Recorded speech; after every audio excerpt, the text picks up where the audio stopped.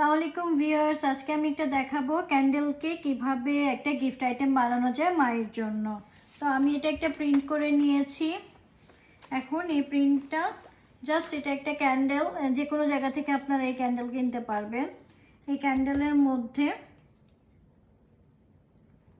আপনার যা মায়ের জন্য লিখতে ইচ্ছা করে লিখে জাস্ট প্রিন্ট আউট নিয়ে মচপট দিয়ে লাগিয়ে নিব।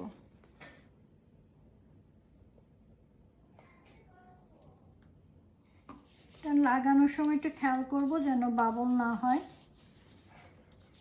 দেন উপরে আবার শুকিয়ে যাওয়ার পরে মচপট লাগিয়ে দেব। এখন এটা আমি শুকাতে দেব। হয়ে গেল আমাদের একটা গিফট ক্যান্ডেল।